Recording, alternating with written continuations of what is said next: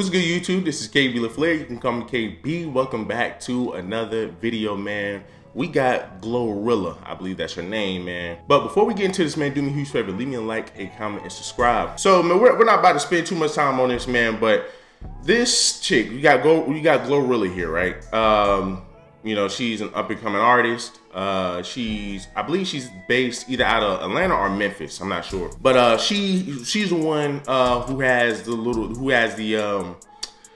new anthem for your black woman. You know, FREE, nigga free. Yeah, so she made that song, right? So you know, she says in this interview that pretty much Chrisean Rock and Blueface relationship is normal. Now, of course, you will hear that from a black woman, that toxic ass relationship that Blueface and his girl is in is normal.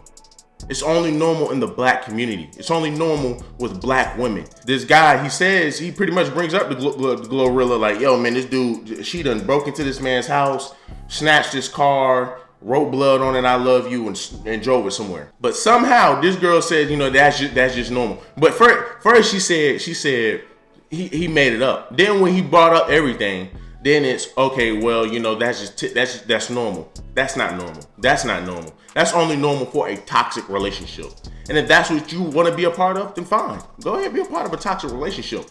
But this is the same chick, right, that once again that made a song saying F nigga free. F nigga free. Do you think any white woman is trying to be a part of some shit like this?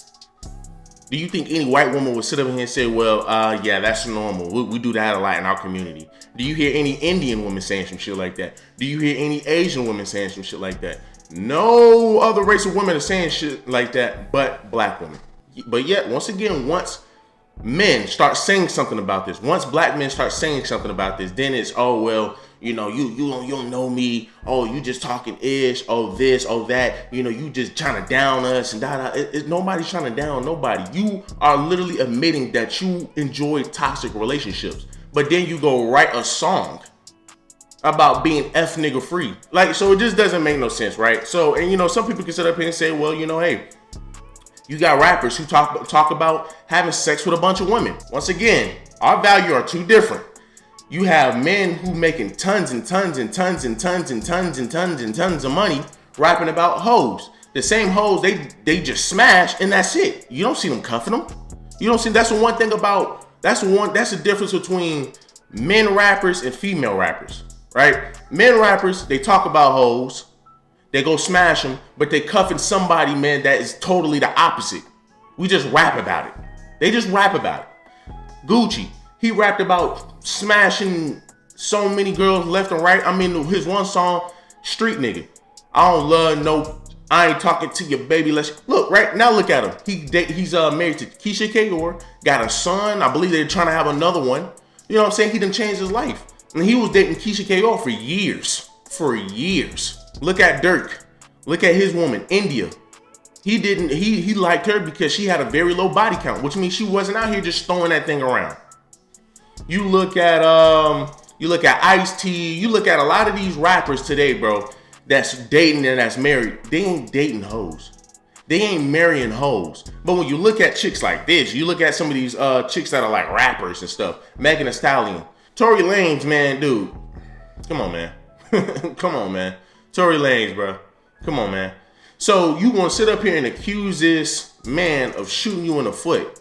But this is who you was dealing with, though. He had to show you some signs. He had to show you some signs. But once again, she lies, right? She lies and then sit up here and say, well, you know, hey, you know, I didn't want to get the cops on him because, you know, I know how black men are being done today. But yet the whole time you were lying. He didn't do anything. You look at Cardi B. She messing with Offset. You know what I'm saying? The nigga done cheated on her so many times and she's still staying in there. It's like, okay, and she said she was going to break up with this dude plenty of times. I mean, the list goes on, bro. The list goes on. And you see the difference between male rappers and female rappers. Male rappers don't, a lot of these male rappers don't live what they rap. But a lot of these female rappers do. A lot of these female rappers do. These women like GloRilla and City Girls, those women are for your a lot of your black women, a lot of your ratchet ghetto black women, a lot of your women, man, who just all over the place. So you got chicks like this, once again, who sat here and said, hey, that is normal. I don't know how you see that's normal, but somehow she say, this is normal. You're telling me you're worse than Krishan Rock at a point in time in your life? You know, I feel like she kind of normal, besides the tattoo shit. You think she's normal? Yeah. Really? Yeah. She broke into his house, cut herself open, drew a love letter to him in blood, and then stole his G-Wagon and drove it across the country and was found in like Kentucky like 3 days later. He really just made that up. He just made all that shit up. Google that shit. I swear to He just made that shit up. that happened. And he looking so serious. He know he just made that shit up. Blueface knows his former artist Krishan Rock stole his car and he's sharing all the evidence to prove it. In a lengthy series of Instagram story posts on Tuesday, Blueface began to unravel an array of text messages between him before she reportedly stole his G-Wagon. She wrote, "I love Blue" in blood and then stole his fucking car. Sounds quite normal to me. Sounds quite normal to you. And like I said, man, that's